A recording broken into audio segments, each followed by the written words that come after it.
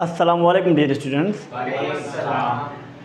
उम्मीद है कि आप सब लोगों ने छुट्टियां खैरियत से गुजारी होंगी और आज आपको दोबारा वापस देखकर बहुत ही खुशी हुई। तो आएँ आज हम अपना एक नया लेक्चर स्टार्ट करते हैं, वो है about cell cycle, chapter number 5 cell cycle. तो ये हमने एक डायग्राम बनाया है सेल साइकिल का। अब थोड़ा इसका ओवरव्यू ले लेते हैं, उसके बाद हम सेल साइकिल को वहाँ पर अच्छी तरह से समझेंगे और पढ़ेंगे। सेल साइकिल,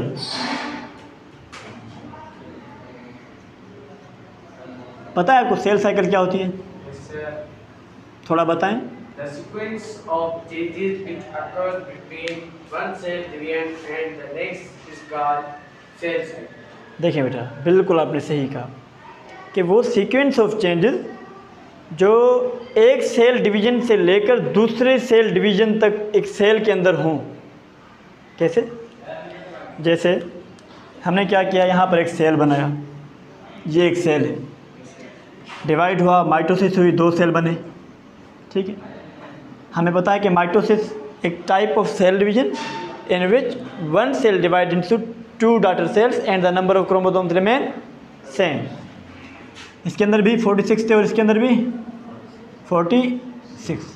अब ये सेल डिवाइड हुआ होने के बाद ये जो नया सेल बना है ये अब जाएगा सेल साइकिल में। अब इसमें एक सीक्वेंस ऑफ चेंजेस आएगी, सीक्वेंस ऑफ चेंजेस आएगी। वो कहाँ पर देखें, माइटोसिस हुई, यहाँ पर सेल डिवाइड हुआ, सेल डिवाइड होने के बाद वो G1 फेज़ में, S फेज़ में, G2 फेज़ में दोबारा माइटोसिस में इंटर होगा।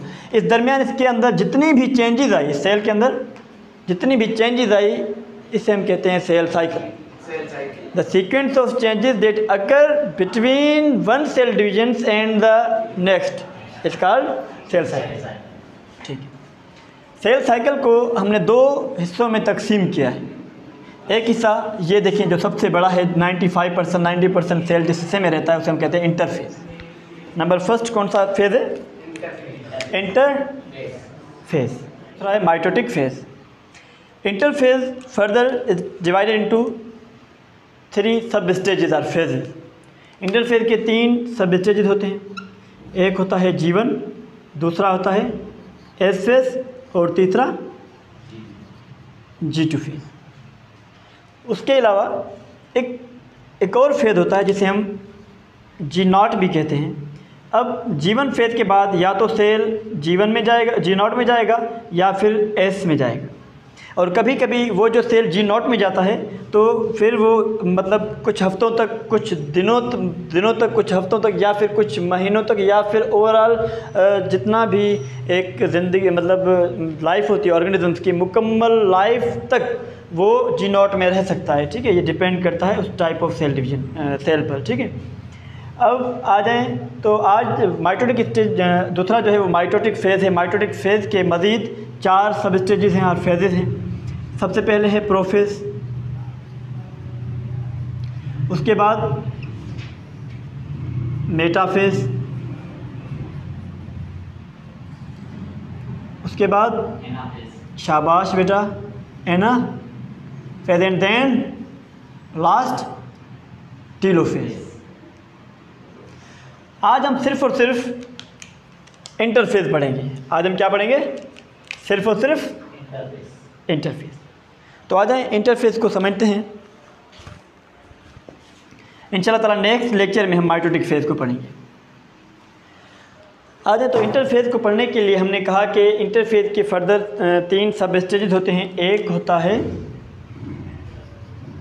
G1, इसे हम गैप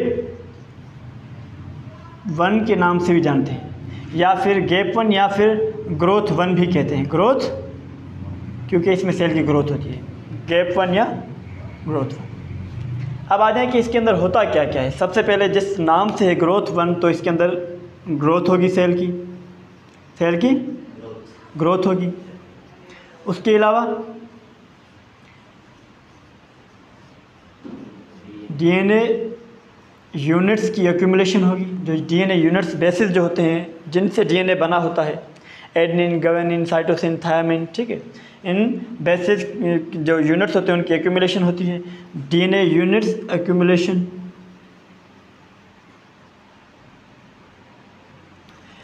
उसके अलावा स्पेसिफिक एंजाइम, स्पेसिफिक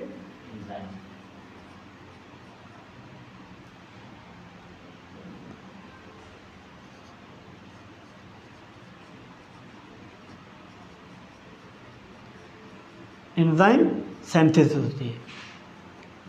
तो ये बात आपने याद रखनी कि जीवन में क्या क्या होता है। 3 चीज़ें होती हैं, एक होती है ग्रोथ, डीएनए यूनिट्स एक्यूमुलेशंस, और तीसरी स्पेसिफिक एंजाइम्स सिंथेसिस। ठीक है बेटा।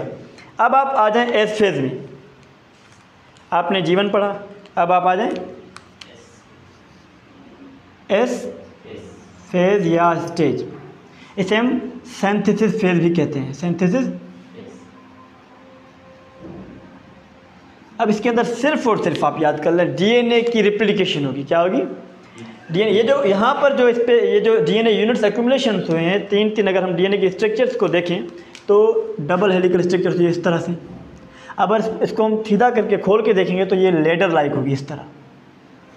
अब ये जो लेडर लाइक है, ये जो लेडर से ये डीएनए स्ट्रक्चर है, ये कुछ यूनिट से बनी होती है, कुछ बेसिस से की बनी होती है। ठीक है। वो बेसिस कौन से होते हैं? लेट सब ये एक बेस हुआ, उसके अलावा ये दूसरा बेस हुआ, उसके अलावा ये तीसरा बेस, और ये चौथा बेस। ये बेसिस हो गए। ठीक है। अब ये बेसिस आपस में जुड़ते हैं। ये बेसिस की एक्यूमुलेशन किस में हुई? जीवन में। अभी आपस में जुड़ेंगे कहाँ पर? एस फेज में। एस फेज के अंदर कैसे देखें? ये एक यूनिट, उसके साथ ये दूसरा यूनिट। चलें इस तरफ भी आ जाएं आप, ये यूनिट आपस में जुड़े, उसके साथ ये और यूनिट,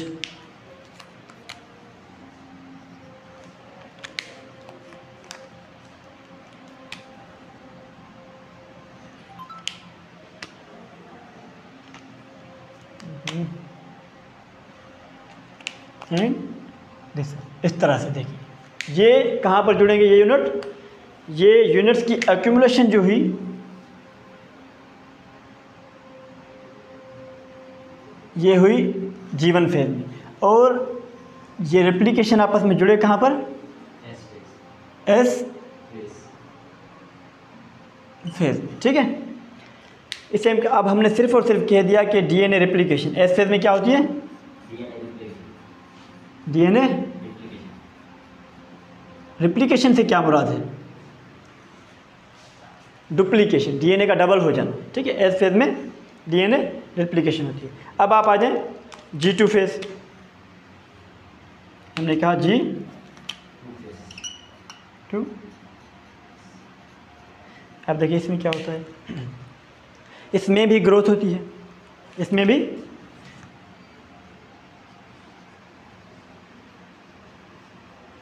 ग्रोथ हुई। ठीक है। प्लस में जितने भी ऑर्गेनल हैं अदर देन डीएनए उनकी डुप्लीकेशन होती है, रेप्लिकेशन होती है। Mitochondria, Golgi body, endoplasmic reticulum, ये जितने भी ऑर्गेनल इनकी, क्योंकि एक नया सेल बनने जा रहा है तो उसके लिए भी वही सेम मशीनरी की ज़रूरत होगी, उसके लिए भी माइटोकॉन्ड्रिया की ज़रूरत होगी, उसके लिए भी इंडोप्लाज्मिक रेटिकुलम की ज़रूरत होगी। तो वो डुप्लीकेशन कहाँ पर होगी? G2 फेज में। हमने क्या कहा? जितने भी ऑर्गेनल हैं उनकी रेप्लिकेशन हुई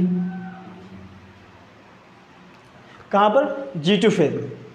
उसके अलावा कुछ एंजाइम्स बनेगी, इसके अंदर भी कुछ एंजाइम्स बनेंगी जो कि माइटोसिस में जाएगा ये स्टेज, तो वहाँ पर माइटोसिस कराने के लिए कुछ एंजाइम्स बनेगी, वो किस में? G2 फेज में। अच्छा, इस G2 फेज में, G2 फेज को हम प्री माइटोटिक फेज भी कहते हैं। क्या कहते हैं बेटा? Pre mitotic phase. प्री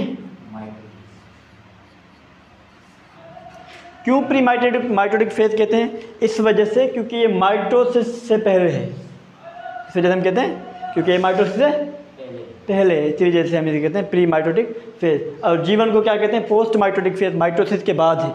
तो डियर स्टूडेंट्स, आज का जो हमारा लेक्चर था सेल साइकिल के हवाले से, और सेल साइकिल का सिर्फ और सिर्फ ये जो इंटरफेज है जिसमें सेल 95% रहता है उसके हवाले से, और जो हमारा आने वाला लेक्चर होगा वो होगा माइटोटिक फेज़ के हवाले से या माइटोसिस सेल डिवीज़न के हवाले से। तो हमारे साथ जुड़े रहने के लिए चैनल को सब्सक्राइब करें, बेल आइकन को प्रेस करें ताकि आने वाला हर लेक्चर आप तक बआसानी पहुंच सके। अपना ढेर सारा ख्याल रखिएगा। अल्लाह।